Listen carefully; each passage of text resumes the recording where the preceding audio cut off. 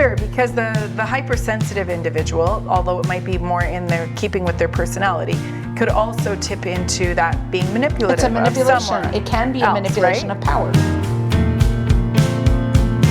Hey, welcome to Down to Earth Podcast. We're Jess and Joyce, and we're pastors and speakers and happen to be really good friends. We love making deep theology accessible for everyone on this podcast, and we'd love it if you join the conversation. We're also inviting our community of listeners to support the podcast financially this season. So you can become a partner with us on patreon.com/down to earth. As a supporter, you'll have access to bonus episodes, surprise content, and you'll be helping us continue to create content that you really enjoy listening to. We really value all of our Down to Earth community, and we look forward to interacting with you throughout season 2.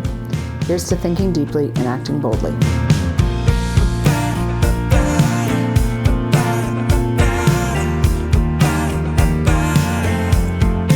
Hey, welcome back to another episode of Down to Earth on season 2.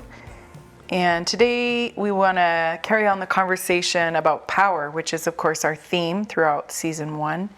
So we've tackled, in the first few episodes, some of what we would categorize as philosophical theology. And we covered some big overarching kind of concepts in terms of how much power we actually have, and then God having ultimate power.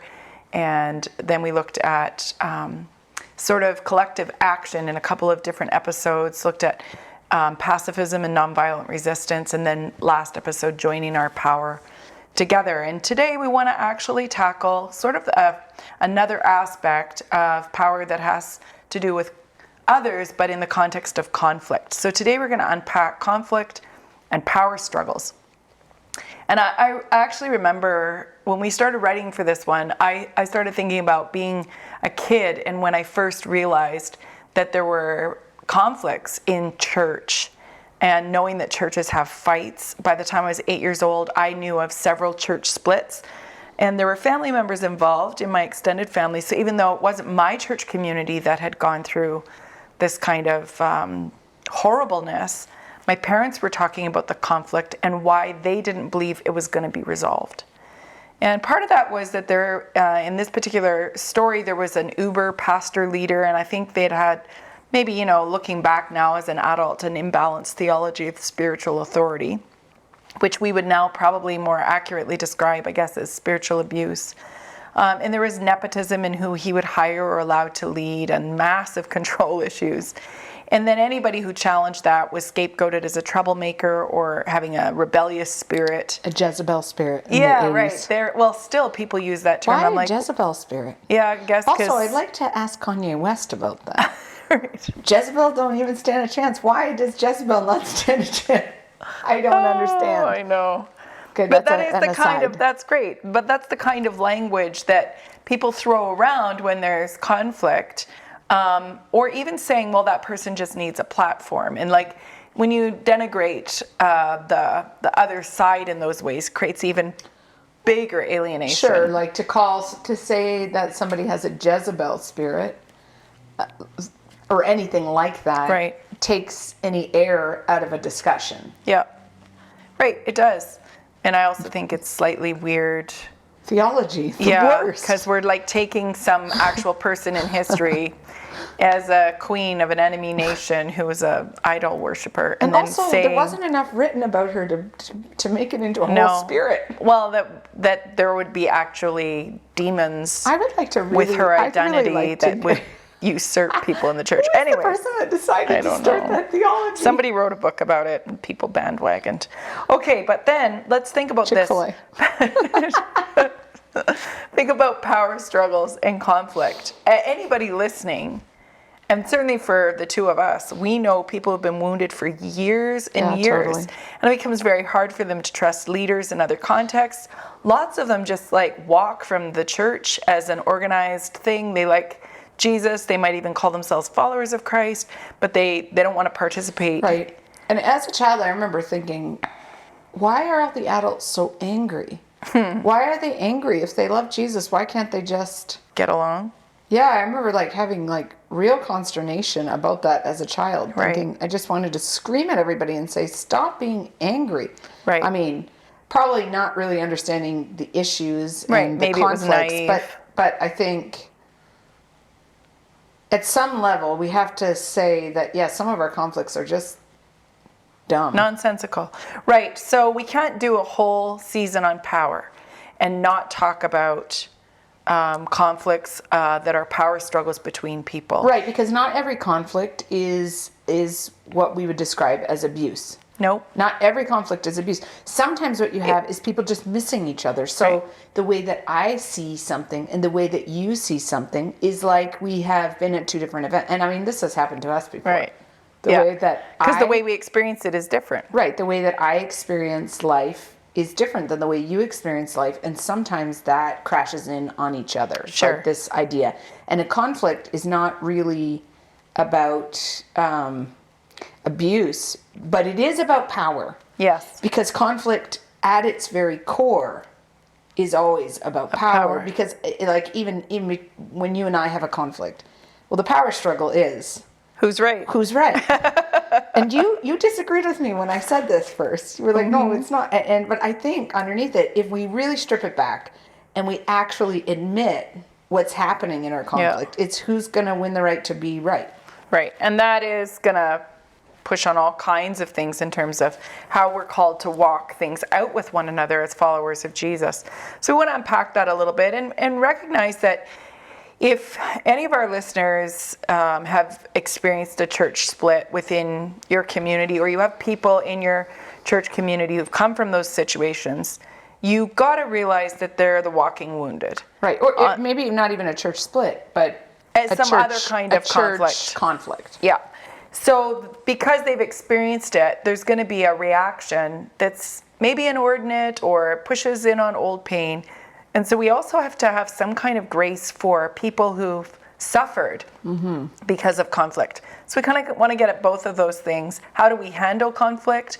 What would a healthy way be to respond to power struggles? And then, a little bit about how can we help be people who bring healing because we don't relate in those ways, or we are recognizing the suffering of others around us. And really, I think when we talk about church conflict, I mean, in some ways that's a euphemism for saying people conflict, which is another way of saying being human.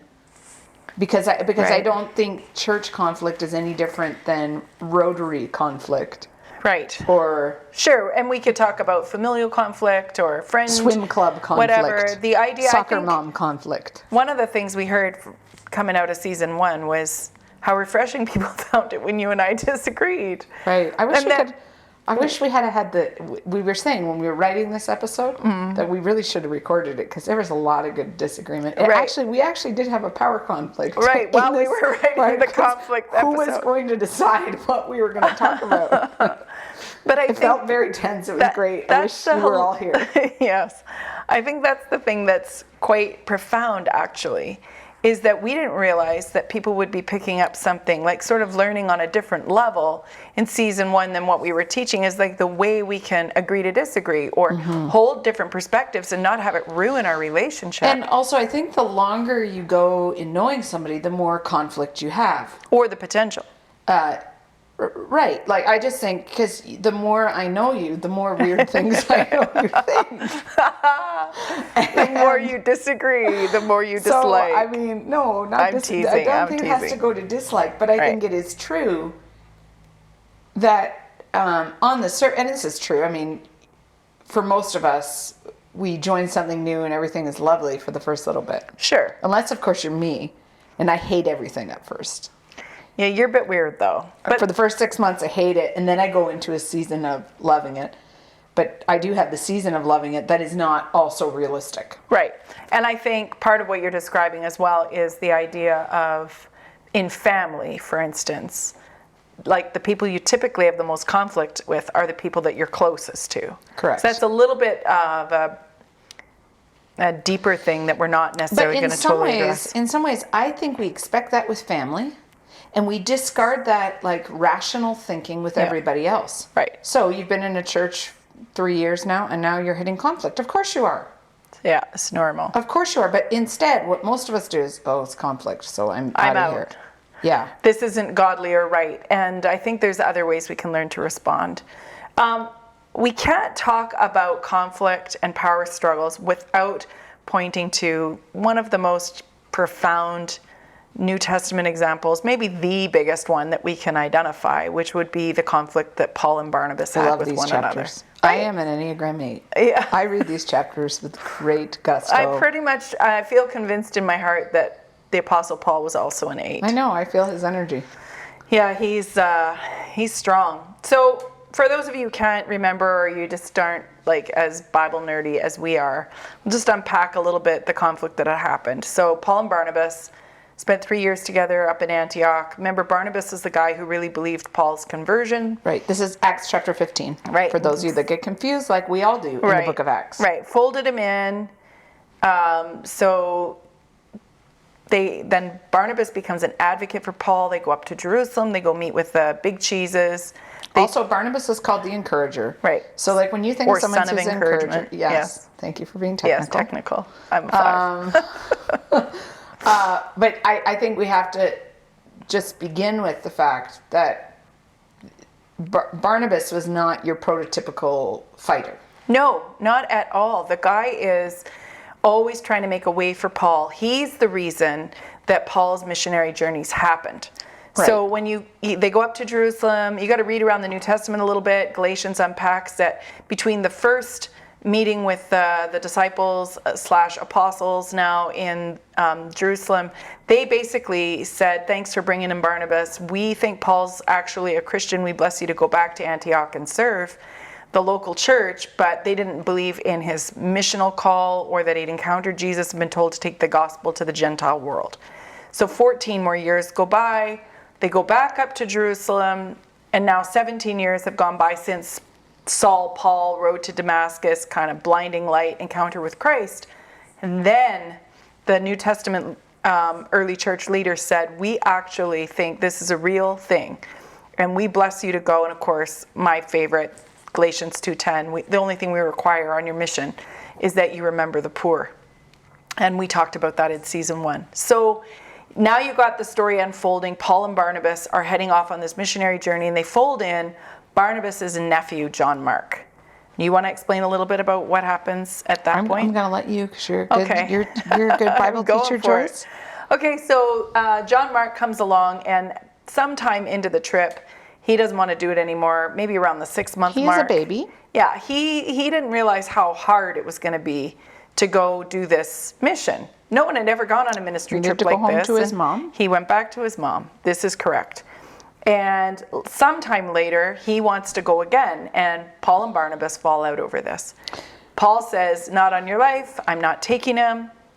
I would never take that guy on a ministry trip again. And Barnabas says, no, I really think he's got something on his life. I'm paraphrasing. And in some ways, Barnabas is echoing what he once echoed for Paul. For Paul. He's so doing you feel a little bit of, like, I am squarely on Barnabas' side. I think everybody who reads the New Testament goes, well, thank God, because if you don't know this, folks, the Gospel of Mark is written by that John Mark. So Barnabas saw something in this guy that we wouldn't have if Paul had won the argument. Right, but also you see that the conflict did propel the gospel in a way that it wouldn't have, and which tells us that God can use conflict. Right. So yeah, we could unpack that a little bit. God uses jerks too. So what ended up happening is they split into two ministry teams in a sense and went on mission separately. And we don't know that Paul and Barnabas ever had an easy or smooth journey after that. We just know there was this conflict, and we have John Mark because Barnabas prevailed in a sense in advocating for him. Now, some of us go, okay, yeah, that was a long time ago, but like, what does that have to do with now? Well, Jess and I, because we were born a while ago, we can remember the worship wars in the 90s. You were born a long time ago. Whatever, I'm only 5 years older than you. 5.5. So we have the alienation that happened. We shouldn't sing these songs. We should sing these songs. We shouldn't sing songs projected onto a screen. The Right. Lord is not with screens. He Right. is with paper. criminals. Yes. Or, yeah, you could go through Did I all ever kinds. tell you the story when I threw the hymnal into the crowd? Go Did I tell ahead, that go in ahead season and tell one? that. I don't think you did. I know it, but Right in the middle of the emerging worship wars. And it really was a war in our church. But I had not grown up in a tradition that sang hymns, but I got gifted with the portfolio of being the music pastor. which I still think is hilarious. So I have a 4-note range, so that we can make that very clear. I have a very low voice. I cannot sing past the key of D. Anyways, I had to learn all these hymns, but I didn't know them. And I was quite excitable, similar to myself now, but probably with youthful excitement added to that. And I was leading our congregation in a hymn that I didn't know, and our stage was very, very high, and I was exhorting the crowd. Do you like how you use it? Because in the worship words, you had to use the word exhort. Yes. So I was exhorting the congregation, and I was using my hand that held the hymnal. Flailing, basically. I wasn't flailing. I can see it. I was making a strong point. I believe people's lives were being touched and changed. And somehow, as I moved my hand, the hymn book went flying into the crowd, flying like a projectile. And it went into the third pew. Thank God nobody was sitting there. All I could think of is in that moment, I could have killed somebody. That would have been terrible with the book. But at that moment, I had a choice. I didn't know the hymn at all, and I always got letters underneath my door. Yeah. If you were one of those people listening right now that sent me letters, I thank you. You helped me grow thick skin as a 22-year-old Worship pastor. child. Anyways, I would get notes under my door that I perhaps didn't know Jesus in the way that people thought I should because I didn't know the hymns. And every Monday morning, I get a note under my door of some sort. Well, anyways, because I threw the hymn book, now I desecrated the hymn book by throwing it into the crowd. Terrible. And people were sure that I did Mass that mail. on Purpose. On purpose. But then I was left with the dilemma. Do I walk off the stage and go and retrieve the hymn book so I could sing the hymn? Or do I just make up the words as I go along? I do not know the words at all. I know nothing. I'm going to make up words like cherubim and cherubim for such a worm as I. Those are the only words that are coming to my head at the moment. So I did make the decision to walk off the stage. I had to get down on my hands and knees to retrieve the hymnal because it had gone underneath a pew. This is a gong show. It was the most humiliating moment I think of you my might life have up till 22. No, I have a lot of humiliating stories. Like the time I stood up, my skirt fell off. That was horrible. Okay. There's many, and I'm going to intersperse them throughout this season on power because So you know we what it can has have taught me? laughs. I don't really have that much power. You have humility or humiliation. Right. So some of you are like, are you serious? People were fighting about hymns versus choruses or the modern worship. Yes, because they actually believed it was only spiritual to sing the old words, the church of the bygone era. Then we got the emergent church movement and, the alienation that came with that in terms of the whiplash against the generation that had come before them. And I think these types of awakenings in the church aren't a bad thing, but how we treat one another in them can be horrible. Mm-hmm. So, early knots, people were reacting against the stand-up, sit-down, or the talking head, or any of the traditional ways we would gather together. And we covered some of that, why we gather, how we gather, why we sing, etc. in season 1. But those types of scenarios created serious conflict in the early church and throughout all of church history. Right, and I think we have to ask ourselves how conflict happens. I think we have to be aware of that. There's all kinds of research now that tells us that conflict can be contagious, that even being in a room with people who are in conflict can cause you to have a cortisol reaction. So cortisol is something we want to stay away from because it causes our body to go into that fight or flight mode. But they've actually shown now, we'll put this research up in the show notes, that conflict, there is a contagious element. And so I was just, this is just, we were throwing some things on the wall. And I was thinking about this conflict that Paul and Barnabas had. And if you read chapters subsequent to Acts chapter 15, you see that they're embroiled in conflict. basically their whole journey. People are yelling at them. Christians are yelling at them. Everybody's got a bone to pick with Paul and Barnabas everywhere they go. And you wonder if some of that conflict directed at them actually became the fuel and the contagion for them to have a conflict internally. Yeah. And I wonder, we don't have scriptural basis for this, but I think it is important in the stitching of the narrative that we understand how people get to where they've gotten to. Like, I think you can't just look at the story and go, oh, and then out of the blue, they just had random fight.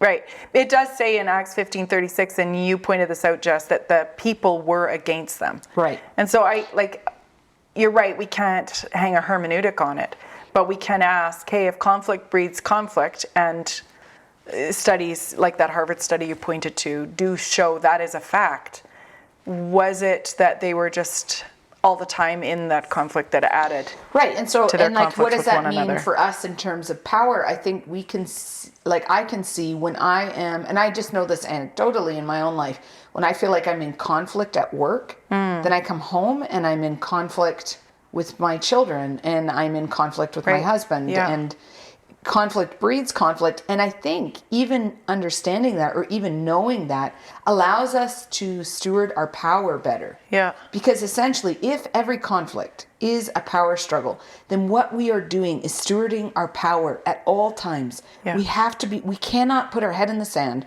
and say, well, it's Monday morning, I don't have any power. No, we always are stewarding our power. Yeah. And when we steward it incorrectly, it leads us into conflict. Yeah. Or at least I'm not saying that every conflict we have is the result of a lack of stewardship. However, how we deal respond with that conflict. Yeah. That's kind of what we got to get at is how should we respond when there's conflict? Right. And I think we have to remember, though, that different people respond differently to conflict. So where is the balance? Like, there's some of us, we mentioned the Enneagram a second ago, and I am an Enneagram 8, which means that I love a good fight. Yeah, you'll duke it out. You don't mind debate. Every Tuesday morning, when I go to my staff meeting, it's like I've had a day to be quiet and not interact with anybody. And by 9:30, my staff is all ready for me to hit. I hit the table every single Tuesday morning. Right. I slam my hands down on the table. I'm not mad particularly. Well, I might be, but I'm not. It's that I'm fierce about something. Yeah. And I actually... Conflict awakens me. Mm-hmm. It wakes me up. Now, for some of you who are listening, you are thinking, I never want to meet you in real life. And it's really not that bad. I think that I make it worse than it actually sounds. But some of us are hyper conflict avoiders. Right. So you could maybe tip there too much, or you don't need to make everything so intense. So right. So I've had to learn that although I'm naturally inclined to be a bull in a china shop, that's not okay. Right. Because it actually means that I run over people, that I am... So there's an issue of stewardship of your power, knowing how to feel your passion and your intensity, but not make someone else feel minimized or stupid or... Right. Or I'm always, I like this new term, my 15-year-old uses it with me all the time, you're throwing shade. I'm not always throwing shade at people. Right. And I didn't realize I did that. Right. I didn't realize that my direct talking... could make people feel that it was a misappropriation of power. Now, on the other hand, and so I've had to say that's not okay. And I think even being aware of it and being able to talk about it has helped people who have to interact with me, including you. But the flip side of that, including me, the flip side of that is there's not something wrong with you, that you're intense, passionate, fierce person, or that you'll speak very directly to things. That can be a great strength. But I think with all of us, so on the flip side of that, there are those of us that are very sensitive and we overreact to conflict. We cry if anyone says boo to us about anything. Right. And so I think just my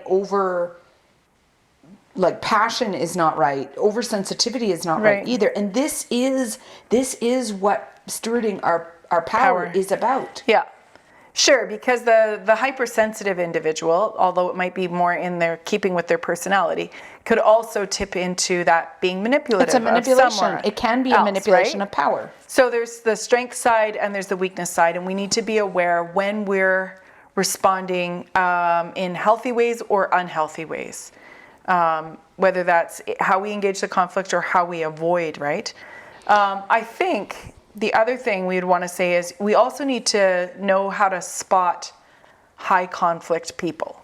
Correct. Like, pick your hill to die on, folks. Right. So it's not healthy to say, well, I'm just a high conflict person. No, that's no, it's not healthy. bonkers. I recently had to deal with some stuff, and one of the things that came out is this person said, I actually really like getting in the middle of the fray on church stuff. I'm always fill in the blank disturber. Oh. And I thought, look, if you're that kind of a blank disturber, you probably need to address something in yourself. Right. Or the Spirit of God wants to address something in you. That's not okay to be like that toward other people. So what does it mean to bear with one another in love, or to, have the humility of Christ, or... And I think it comes down to an issue of boundaries, right? That we all, I think, Henry Cloud wrote a book called Boundaries, When to Say Yes and How to Say It. If you've never read this book, please read it. Please Even read though it. It's old, it's so please good. read it. Everyone needs to read it. And one of my favorite quotes says this: "We must own our own thoughts. Many people have not taken ownership of their own thinking processes. They are mechanically thinking the thoughts of others without ever examining them. They swallow others' opinions and reasonings, never questioning and thinking about their thinking. Certainly, we should listen to the thoughts of others and weigh them, but we should never give our minds over to anyone. We are to weigh things for ourselves in the context of relationships, sharpening each other as iron, but remaining separate thinkers." And I think this is Right. really important when we're talking about conflict, and when we're talking about how do we bring our power to every situation without overrunning people, right. but also not acquiescing to people either, not being so afraid of conflict Right. that we just go along with whatever the loudest voice in the room is. Because we don't want to have it be messy, or... Right. We actually have to think about our thinking, and I would push that and say we have to think about our power in every context. How am I bringing the power that I have to this situation? Yeah, it's interesting because part of what I do for our church denomination is I help resource people, and some of that is around leadership development. And one of the things our team's been talking about quite a bit lately is how much unhealth in a church context has to do with conflict, or the lack of conflict resolution. And so we've been looking at, if any of you have done leadership development, say for work, maybe through a professional development day, or you've been to a seminar or whatever, you would have learned about push-pull interactions and that kind of contagious reaction. I got an email yesterday that made me a little bit mad. By a little bit mad, she means a lot mad. I was a bit irritated, because there was a strong push against something that I had written. And then I thought, no, and what I wanted to do was push back. I wanted to write something that was also push, but what I'm learning is it's better if I do pull, to try to get what's underneath that. Why are you pushing so hard against that? And so learning to dialogue skillfully, whether it's through an email or in real life, face-to-face communication, is learning to respond to push with a pull, asking, what matters most to you, or trying to get healthier ways of communicating that would draw out kind of the edge, if you will, and speak to that. So there is necessary conflict and there's unnecessary conflict. And I think sometimes, if you're me, if I had just responded to that email with a hard push, that's unnecessary conflict. That's me making, more out of it than it needed to be. And you just get at what's Pouring underneath. gasoline on the fire. Right. Why do I do that? Why do I react so intensely? And so I think it'd be good for all of us to think about, what do you do if you find yourself in that situation where there's a strong push? How do you respond? Are you an acquiescer of your power and you're not thinking your own thoughts, like you've just mentioned from Henry Cloud? Or are you giving a huge push and being super fierce back when you don't really need to be? Right, and I think what we have to realize is that some conflict doesn't end in reconciliation. Resolution and reconciliation are not synonymous. Right. And it might be that resolution means a significant change in relationship. Right. This is really important because we have these ideas about forgiveness and unity and peace among believers. And I'm not minimizing the reach for those things, but I do think that there is a tremendous amount of idealism, which is why the Paul and Barnabas story is actually quite comforting. Right. Because we realize, okay, and then they could bless each other to go do the parts that they needed to do and not have to do it all together. Right. And I don't even know if it's idealism or bad theology. I think when we conflate forgiveness and reconciliation, we're actually demeaning our soteriology when we do that. Because I think that you can't just say we've had this massive conflict. And we're all going to be happy clappy now. Because forgiveness only requires one individual. Reconciliation requires two. Right. And I think sometimes we say that forgiveness and reconciliation only require one party, which is incorrect. Because like relating that to our soteriology, God always turns towards us, but to be reconciled to Him means that we have to turn towards Him. Right. Which is the same thing, right? Yeah. God forgives us, yes, but we have to actually participate to have reconciliation to Him. That is our soteriology, right? Yeah. That's what we actually believe. Yeah. But when we get to conflicts with people, we think, oh, it's only one thing. Yeah. And that forgiveness means you have to be in a relationship. And that, of course, isn't so. So we forgive. I think a lot of times we misunderstand how important this is. We forgive for ourselves more than for others. We forgive because Jesus said, forgive so you will be forgiven. Mm-hmm. Right? It's to keep our own hearts healthy and in right relationship with God. The benefit or the blessing of it is it can also be a gift to the other, whoever the other is. Right. But really, underneath it is forgiving so that our own heart doesn't get bitter, compromised, or wicked in some way. But it doesn't mean you have to accept the other person or their actions. Right. I've had to forgive many people in my lifetime who have never owned that what they did was horribly wrong. Right, and if they don't, it is unsafe to have reconciliation. Right. So then you don't have relationship. I could point to some narratives in my own life, significant ones, where people came and said, how can you preach the gospel and be out of relationship with, fill in the blank, individuals in my life who were abusive and not safe for me to be in relationship with. And I've had to say, I think that you don't understand what forgiveness is, and that we can preach the gospel and the good news of Christ without having to be false in any relating or unhealthy in any relating. Right. We're not called to be abused people. That is not right. That's not more not godly. The message of the gospel. I know in my own life when my brother was killed, that was a very, very hard narrative for our family to have. So my 18-year-old brother was killed, and he was killed due to negligence. And the people that killed him, their response was that it was the devil that killed him, and it really wasn't. And we had all kinds of people, and so obviously then our family's relationship to this people changed. Yeah, big time. That was not lack of forgiveness, because I think absolutely did we forgive them? Absolutely. Do we pray that they're blessed and that? Yes, because I think, do we release them to the Lord? Yes. But that doesn't mean reconciled relationship, because they haven't owned any responsibility. Hard for my parents to have to bury their son and then have people say that they're not walking in forgiveness. No, it's not forgiveness. They're not reconciled. But that's because reconciliation takes two parties. Yeah. And if you don't take ownership for your stuff, then there can be no reconciliation. So good. I mean, that's an obviously very horrible and extreme example, but I think a really poignant one where we go, oh, right, yeah, if you don't own any responsibility for your part in this, there can be no reconciliation. And I don't want people to live under the burden of expectation that they have to do the lifting for the other party.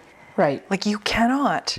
So there will be times in our lives where we won't be in relationship with someone we've had conflict with because there is no owning of wrongdoing, whatever level that wrongdoing is. If you don't own your stuff, if you're a person who's listening and you've been in conflict, but you just think they've made a mountain out of a molehill, or you've minimized and you won't do a real introspection between you and Jesus to ask, am I wrong in this? I think I would really urge you to do that, because we ought to be people who come to Jesus with honest hearts and with humility, so that he can speak to us about our own stuff. And every time we're in conflict, I actually think this is the posture we need to take. Is there something that I'm missing here? Yeah. Because, I mean, you could rightfully, you can see what could happen here. People are like, well, that's why I'm not reconciled to those people, because they haven't owned their stuff. Right. It's always the other side. Yeah. And that, I mean, that's just human. Yeah. So if you've done that before, whatever, you're human. Yeah. We have the natural tendency to minimize our own behaviors and vilify other people's behaviors. Which is why Jesus talks about plank speck, right? Don't be dealing with the plank in someone else's, the speck in someone else's eye when you got a big giant 2x4 sticking out of your own. Right. So we've got to do that kind of introspection. The other thing I think, in terms of looking for ways to navigate conflict, is we sometimes just have to recognize that we have values differences. Right.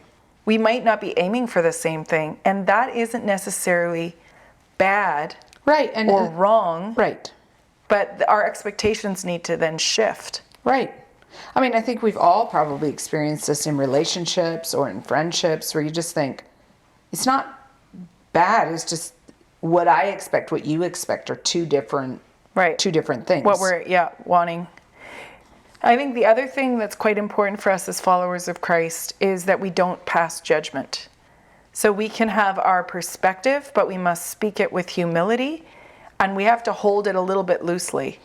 Right. We're not the ones who get to decide the person's heart, their fate, their eternal whatever. God is judge, not us. Right. And so character assassinations and all that, there's no room for that in the body of Christ. Yep. There's no room for that at all. Can't vilify the other person. No.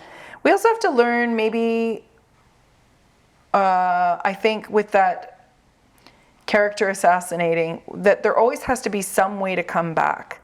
So if we burn a bridge or we say something that's so horrible, there's never going to be a way for the potential for reconciliation. Right. So I learned this when I had kids, and I would say things I'd be trying to, discipline my kids. And I'd say to them, you're never, ever going to watch TV again. Or, just that's it. And I remember my mom was sitting there with me, thank God for grandmas. And she said to me, after the kids were sadly taking their punishment of never being able to watch TV again, my mom said, so I'm just going to give you a little tip. Maybe when you're disciplining them, think about what you're saying. And you always got to give room for people to be able to come and ask for forgiveness and to pave a way back to relationship. Right. You don't do it for them, but you always have to leave the door, the space when open. You're done, when this is over. And so it changed the way Dave and I parented our children. Right. And it allowed our children, I think, it gave them the space to be able to ask for forgiveness, to be able to say that they were sorry. And I don't know, our kids aren't perfect, but they'll always ask for forgiveness. Yeah. So I think we need to think about that in our relationships with one another too. Right. Always paving a way for each other to be able to own our stuff. Yeah. Even if it was some years later, that somebody could know that they could own their piece in it, and that possibility of dialogue would remain open because we didn't say something so horrible that they would never come. Right. And essentially this is about self-control. Yeah. And very closely tied to power is always self-control. Yeah. Self-control. You think of that quote that says power corrupts. And absolute power corrupts absolutely. Yes. Almost got to say it right.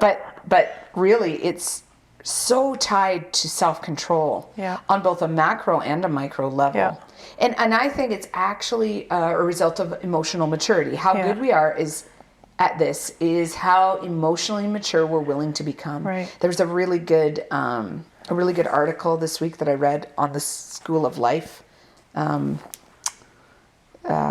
website. Shout out to Karen Reed for giving me this article. Yeah. And it's going to be in our show notes, but it gives you 26 ways that you're emotionally mature. I was kind of gutted reading it. I read it today and realized, oh yeah, I have a whole bunch of holes where I'm not emotionally mature at all. Right.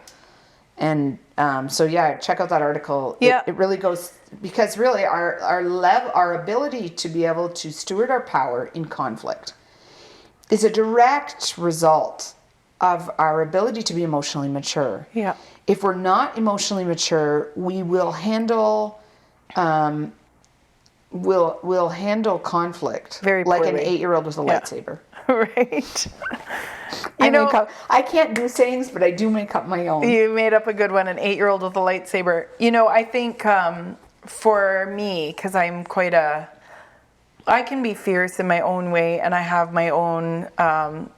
Not a chance. Yeah, my own strength in terms of I want to be right. That matters to me. I don't want to be wrong. I don't want to be unthinking. I love it when I am right about something and I'm you're not. wrong. It like makes my week. I know. Maybe even my month. Yes, because it just doesn't happen No, it that happens often. quite a bit. I'd like to tell you it Okay. happens quite a bit. But what I was going to say about that in my just try and have some humility here as an example is recognizing sometimes we have to agree to disagree, and I have to let it go.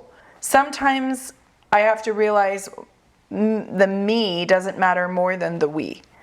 So there's things to fight for, and there's things that are not necessary. So then I just have to shut up.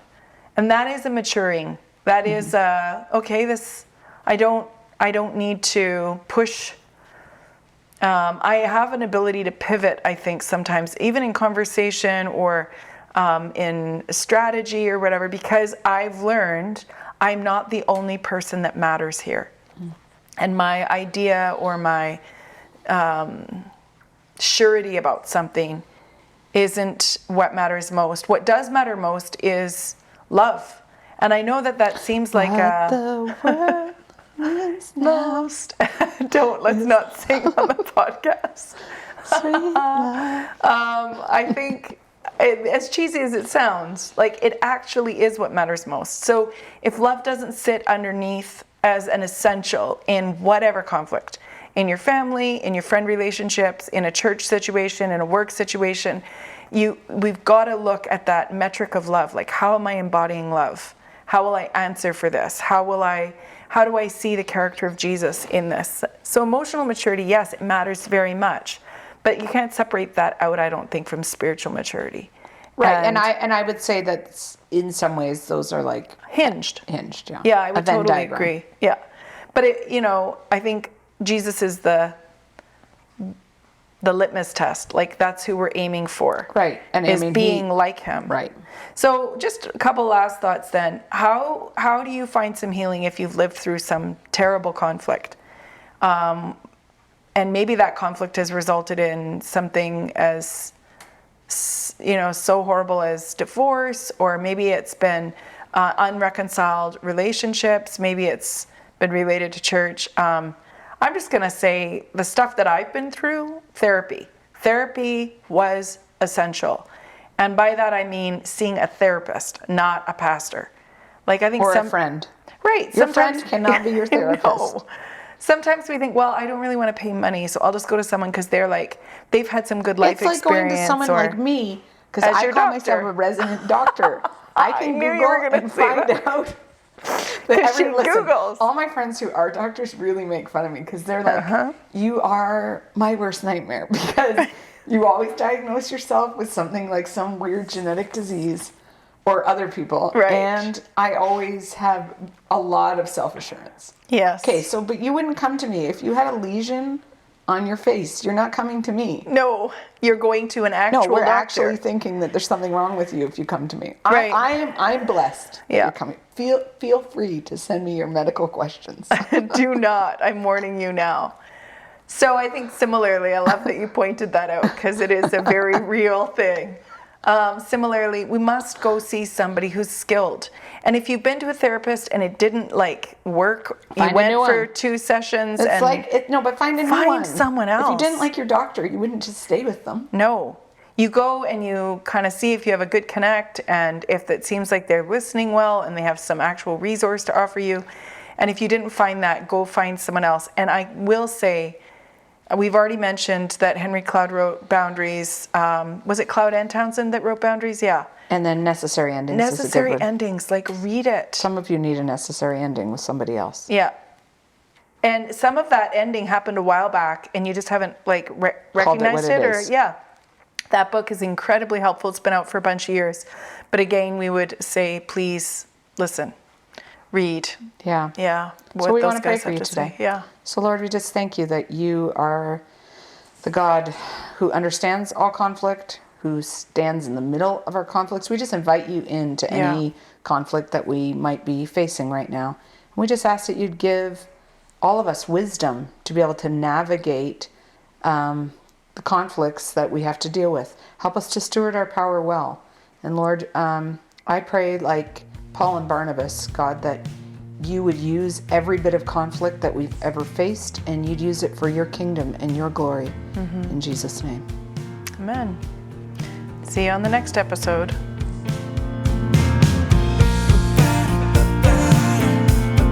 Hey, thanks for listening. We hope you enjoyed this episode. You can follow us on Facebook or Instagram or go to our website at www.downtooearthpodcast.com. Feel free to leave us a review wherever you find your podcasts and spread the word.